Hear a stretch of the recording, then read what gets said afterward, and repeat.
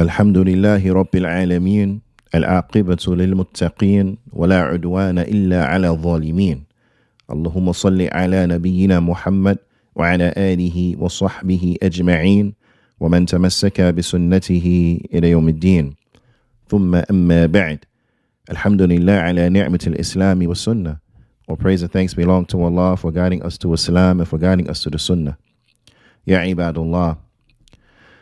Inshallah ta'ala, I want to just give a short reminder and just mention a few hadith from the Prophet sallallahu alaihi wasallam on this topic. It's a topic that I really want us to really pay attention to and to really take to heart, because it's something that all of us, we are familiar with it and we know it. I don't believe that I'm going to mention anything except that the vast majority of what I'm going to mention is going to be already known by the people. They already know this. Unfortunately, there's a disconnection between what we know and what we do. That is very unfortunate for us, as this is something that we will come to regret on the Day of Judgment. So those who are wise, what they do is when they identify these aspects and these areas in their life where there is a disconnection between what they know and what they do, they rectify it. They rectify it. So what we want to do is we want to try to start to rectify these things in our lives bit by bit, bithnillahi ta'ala. We find one thing, one issue of concern, we attack it, we rectify it, we move on to the next one, inshallah ta'ala, until we rectify ourselves. So we got to do a rehab on ourselves, inshallah ta'ala, remodel, update, whatever you want to call it. But we have to start to rectify ourselves, bithnillahi ta'ala. In any event, what I want to mention as relates to rectification is as relates to two people in your life. Now, two people in your life in particular. These are two people that everybody has had in their life. Now, all of us, we have these two people inside of our lives. Many of us, we don't appreciate them until they're gone. Once they're gone, then we appreciate them and we miss them and we wish we had more time with them and we wish we could be nice to them and we wish we could to the end of it. Now, whereas unfortunately, when they're around, we take them for granted. We go long periods of time without communication with them. We don't visit them. We don't treat them in a good manner and so on and so forth. But these people are very important for our dunya. They're very important for us here in the dunya and also for our hereafter. Very important for us. These are individuals that, it's in our best interest to pay a lot of attention to them and to focus on them, to treat them good. In any event, I'm pretty sure from the title, and even if you didn't read the title, just listening, a person, they will have an idea of who I'm talking about, right? And undoubtedly, I'm talking about the parents. These are our parents. A man, he asked the Prophet sallallahu alaihi wasallam, فإن الرجل سأل النبي صلى الله عليه وسلم فقال يا رسول الله من أحق الناس بحسن صحابتي. He said, "Oh Messenger of Allah, who from the people deserves my best companionship, right? That I to treat them in the best manner, interact with them in the best way. Who from the people are those who I should have the best relationship with?" To put it another way, right? Because, subhanallah, we know the importance of our spouses, right? We know this. We know our spouses are important. We're supposed to have a good relationship with our spouse. But from the people, who is that one who you should treat the best out of everybody, right? Now, if you ask the relationship gurus right now, they're going to tell you then it's your spouse. You should treat your spouse, have the best relationship with your spouse, right? You ask other people, they may say someone else, right? But let us look at the sunnah of the Prophet sallallahu alaihi wasallam. And as Muslims, this is what we have to do constantly in this day and time. Stop looking at what these gurus and these individuals, quote unquote, who are experts in this and that, what they have to say. Stop looking at that stuff, especially in affairs where we have guidance from the Prophet sallallahu alaihi wasallam. We have guidance from the Prophet sallallahu alaihi wasallam. We have guidance in the Kitab and guidance in the Sunnah. We don't care what no guru and them saying. We don't care about that. That has no concern for us. Why? Because we have guidance. We have that which makes us free and makes us that we don't need anything that these individuals are talking about, especially when they say things that are contrary to the book and the Sunnah. So in any event, and you ask individuals, who is the one who you should have the best relationship with? If we put that in another way, A lot of them is going to say your spouse. Your spouse should be your best friend. People, they are, they brag about this thing. My spouse is my best friend. This and that, and that to the end of it. Yeah, subhanallah. Who should you treat the best from the human beings? Who should you treat the best from the human beings that are inside your life? Right? That's what I mean. Undoubtedly, let us listen to the answer of the Prophet ﷺ and let us weigh it against what these other people are talking about. The Prophet ﷺ, he said, فَقَالَ النَّبِيُّ صَلَى اللَّهُ عَلَيْهِ وَسَلَّمَ أُمُّكَ, your mother. Now, compare that. The Prophet ﷺ, he said, your mother. So now anyone who tries to answer that question and say something else, we have no regards to what they say. Now, so the Prophet ﷺ, he asked this man, so the Prophet ﷺ, he answered this man by saying, your mother. طيب. Then the man goes on to say, ثُمَّ قَالَ الرَّجُلُ, then the man, he said, فَقَالَ ثُمَّ man, and then who? And then who? فَقَالَ النَّبِيُّ صلى الله عليه وسلم, the Prophet ﷺ, he said, then next, number 2 is, and I pause like that on purpose, right? Because I want you as a listener, I want you to answer. I want you as a listener, I want you to take that time, I want you to answer. Let's see if you know. The first person that the Prophet ﷺ, he said the man should have the best relationship with and treat good, the best is who? His mother. And then second, the Prophet ﷺ, he said is who? Is who? فَقَالَ النَّبِيُّ صلى الله عليه وسلم, the Prophet sallallahu alaihi wasallam, he said, أُمُّكَ, your mother. فَقَالَ الرَّجُلُ, then the man, he asked again for the third time, right? ثُمَّ man, and then who? Who's third?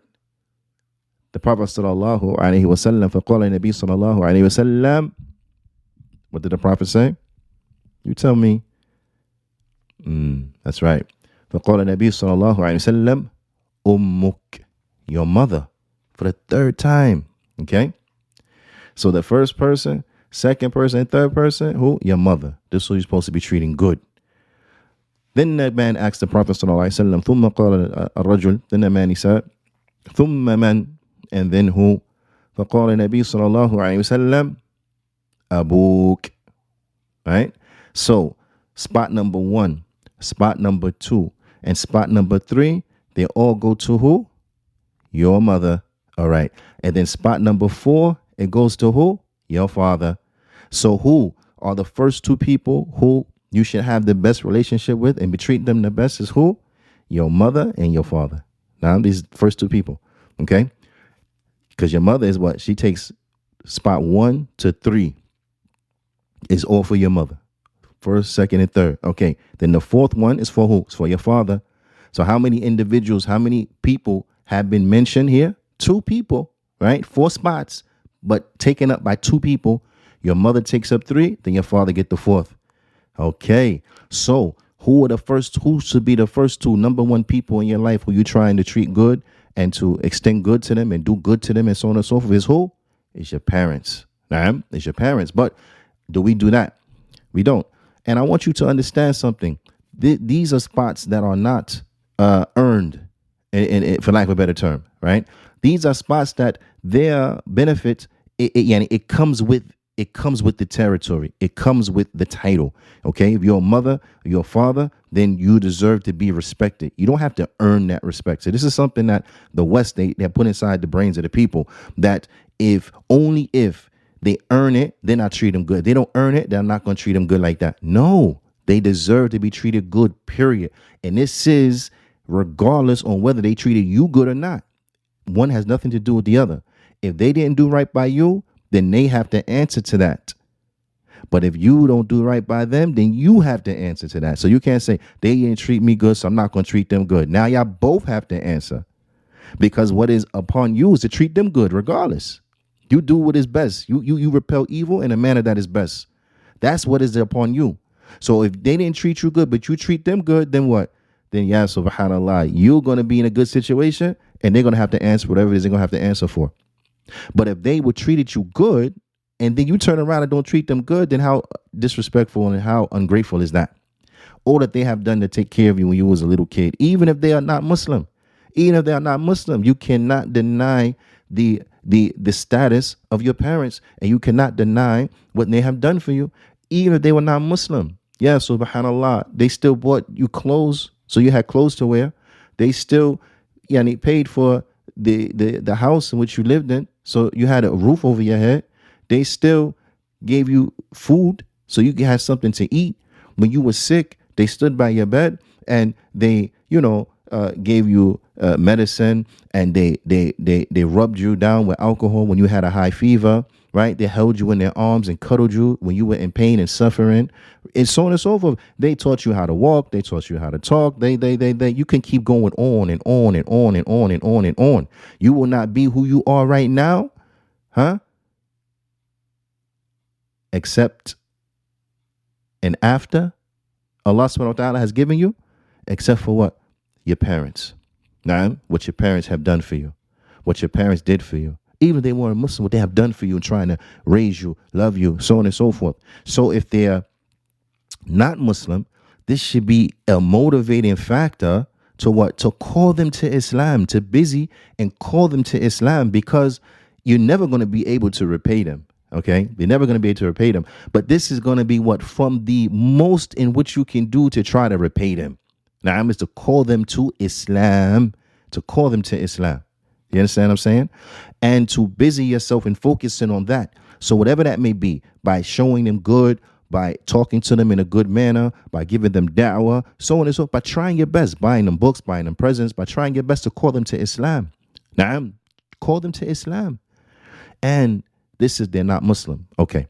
If they're Muslim and they raised you, yeah, subhanallah, what do you owe them? Huh? You can never repay them. You understand what I'm saying? They reared you upon the deen, taught you Surah Al-Fatiha, taught you how to pray, taught you how to fast in Ramadan, so on and so forth. Your parents, they cultivated you to live your life as a Muslim. Think about that. How can you ever possibly even think you could get close to repaying that? Every time you recite Surah Al-Fatiha that your mother taught you, Surah Al-Fatiha, how can you even think that you can ever outdo anything? She has given you that which you have to use in every rak'ah. She has taught you, either your mother, your father, your parents have taught you what you need in every single rak'ah of the prayer. So every time you pray for the whole of your life, your parents going to get a reward, inshallah ta'ala. Do you understand that? And for parents, if you understand this reality, then you are insane as a parent. I'm talking to parents now. I'm talking to us as parents. You are insane. You have lost your mind if you let somebody else teach your children Surah Al-Fatiha.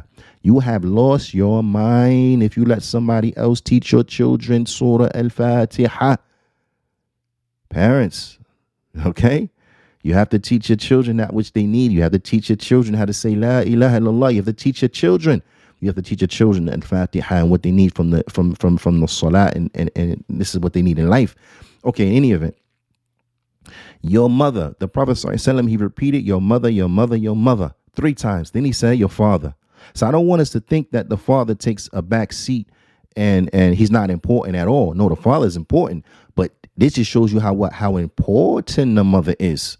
So Shaykh Raslan, he mentions, he says, وَمِنْ أَسْرَارِ التِّكْرَارِ كُلَّمَا سَأَلَهُ فِي الْمَرَّاتِ الثَّلَاثِ. He said, and from the reasons and from what we can get, and some like those, those benefits, from those obscure benefits that we can get from when the man, he asked the Prophet, so I sent him 3 times. Why it was repeated 3 times when the man asked that who should I be the best to? That the Prophet ﷺ, he said, your mother. From the reasons and from the wisdoms on why she was mentioned 3 times, right, is because what? He said, فَكَرَّرَهَا النَّبِي صلى الله عليه وسلم لِحِكْمَةٍ مِنْ ذَلِكَ. The Prophet صلى الله عليه وسلم, he mentioned her 3 times, repeated her 3 times, and there are some wisdoms in this. There are some wisdoms in this. And I want you to reflect on these wisdoms, right? Because these are things that are particular to the mother, and the father has nothing to do with it. They're particular to the mother, and the father has nothing to do with it.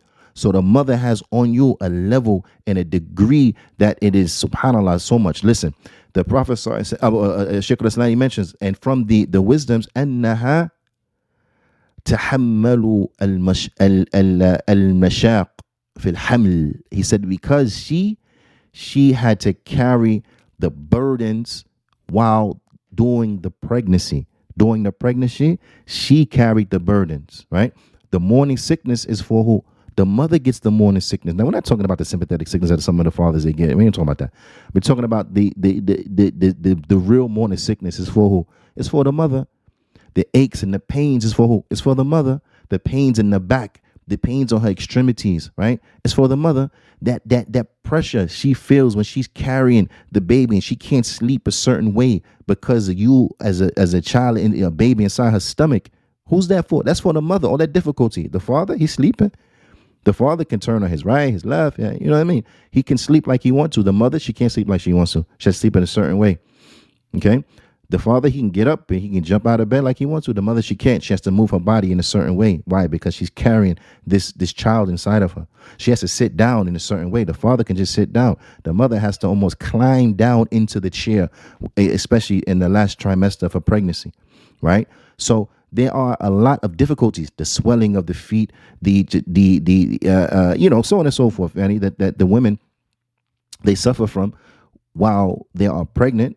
This is what the mothers they suffer from, that the fathers they don't suffer from these things, right? So the mother, she has that level, okay.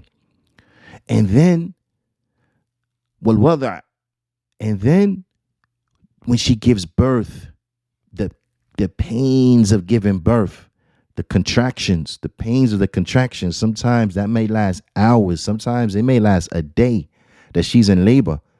So all of the pains that come from that, okay?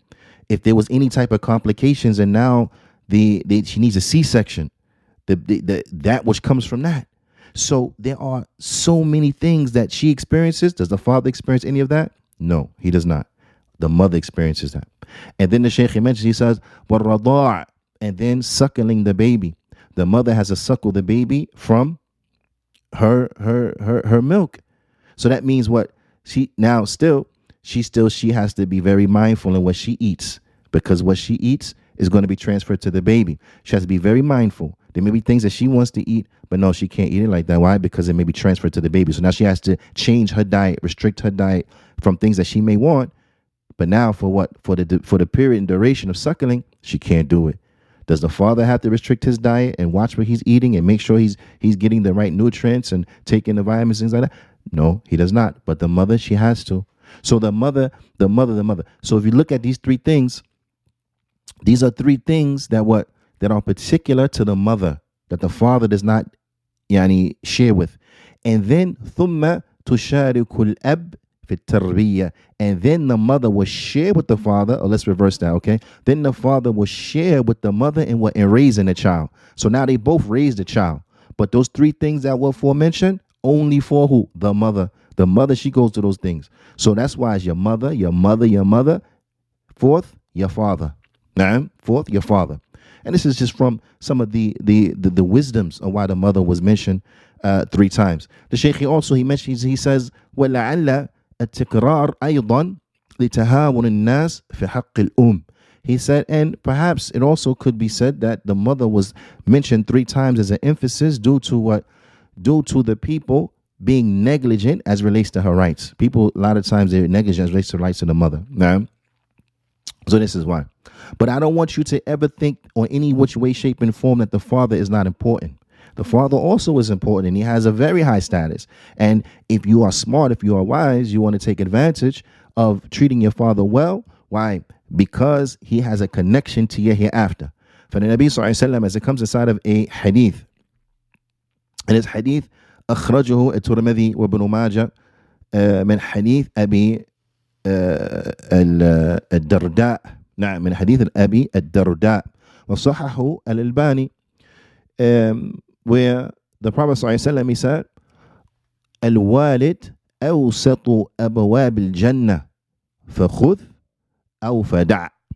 The Prophet صلى الله عليه وسلم, he said that your father, he is from the best gates of the Jannah. Now, from the middle gates was meant by that, meaning from the best gates. It's from the best gates of what? Of the Jannah. فخذ أو دع. So take on to it or you leave it. Meaning that what? If you want to enter into Jannah, if you want to enter into the best gates of the Jannah, فخذ, then hold on to it. So draw near to your father with a good relationship. Naam, be righteous and dutiful to your father. Naam. And if you don't want to, enter into the door of the Jannah, for that, then leave it alone. Don't worry about it.